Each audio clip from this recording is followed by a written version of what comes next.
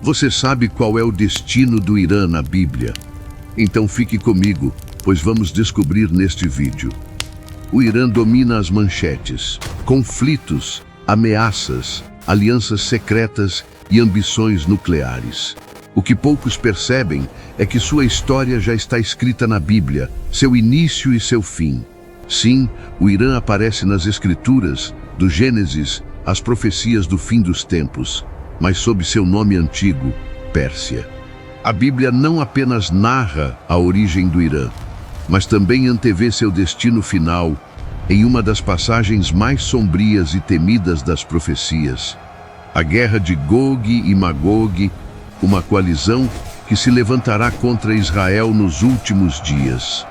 Mas antes de se tornar um inimigo profético, a Pérsia foi o império escolhido por Deus para libertar seu povo, reconstruir o templo e cumprir as profecias de Daniel.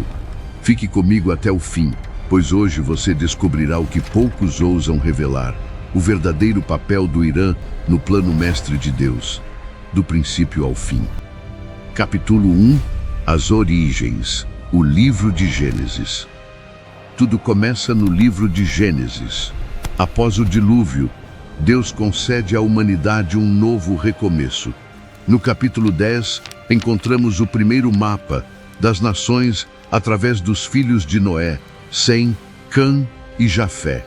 Aqui, descobrimos dois patriarcas que dariam origem ao Império Persa, Madai e Elão. Madai, filho de Jafé. Dele surgiram os Medos, povo que se estabeleceu nas montanhas do norte, região que hoje faz parte do Irã moderno. Eram montanheses independentes e robustos, conhecidos por sua força e organização tribal. O Elão, filho de Sem. Seus descendentes, os Elamitas, estabeleceram-se no sudoeste do Irã, em terras férteis próximas ao Golfo Pérsico. Gênesis 14 relata a primeira grande guerra internacional da Bíblia.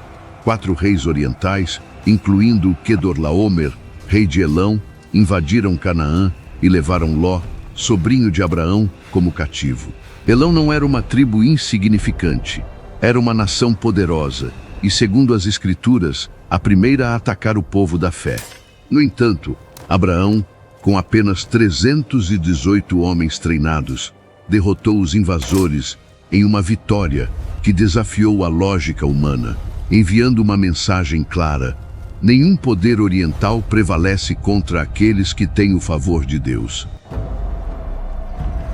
Capítulo 2: A ascensão do Império e as profecias de Isaías. Os séculos passaram e as tribos de Elão e dos Medos cresceram.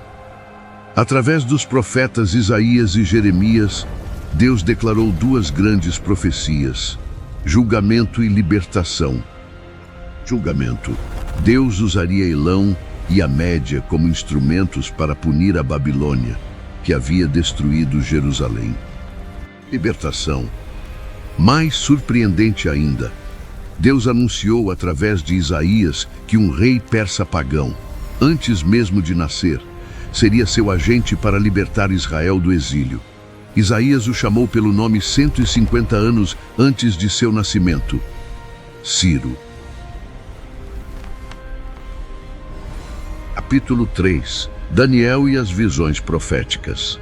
Enquanto o Império Babilônico caía em decadência, o jovem profeta Daniel, exilado na Babilônia, recebeu visões sobre o futuro. A estátua de Nabucodonosor. O peito e os braços de prata representavam o reino que substituiria a Babilônia. Os 2 braços simbolizavam os Medos e os persas unidos, porém desiguais, pois o lado persa se tornaria mais forte. O urso com 3 costelas em outra visão. A Pérsia é representada por um urso que se levantava de um lado, com 3 costelas na boca, simbolizando as conquistas da Lídia, Babilônia e Egito. Capítulo 4: A queda da Babilônia e o decreto de Ciro. A profecia se cumpriu com precisão terrível. Na noite em que o rei babilônio Baltazar profanou os vasos sagrados do templo, uma mão invisível escreveu na parede: contou Deus o teu reino e o terminou. Foste pesado na balança e achado em falta. Teu reino foi dividido e entregue aos medos e aos persas. Aquela mesma noite, Ciro, o Grande, entrou na cidade. Ao contrário de outros conquistadores, Ciro decretou que os judeus poderiam retornar a Jerusalém e financiou a reconstrução do templo. Assim, a Pérsia tornou-se a nação que não destruiu Israel, mas o restaurou. Capítulo 5: Ester e os magos do Oriente.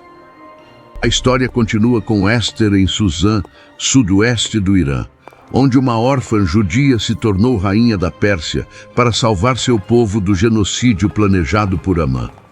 Séculos depois, no Novo Testamento, vemos os magos do Oriente seguindo a estrela até Belém. Evidências sugerem que esses magos eram astrônomos e sacerdotes da casta persa, possivelmente estudiosos das profecias de Daniel, que calcularam o tempo aproximado do nascimento do Messias. Capítulo 6: O futuro profético entre o julgamento e a restauração. Contudo, o papel do Irã na Bíblia não termina em redenção histórica. Ezequiel 38 descreve uma coalizão sombria nos últimos dias. O Irã, Pérsia, é listado ao lado de nações como Magog, Cuxi e Puti, em uma invasão contra Israel. Esta batalha provocará a intervenção direta de Deus, resultando em um julgamento severo sobre as nações invasoras. Apesar do julgamento profetizado, há um fio de esperança. Em Jeremias 49:39, Deus declara: mas acontecerá nos últimos dias que restaurarei a sorte de Elão. Isso indica que mesmo após o conflito, Deus mantém a porta aberta para a redenção do povo iraniano. A história do Irã na Bíblia é um espelho da própria humanidade, queda e julgamento, mas também a promessa de graça e restauração.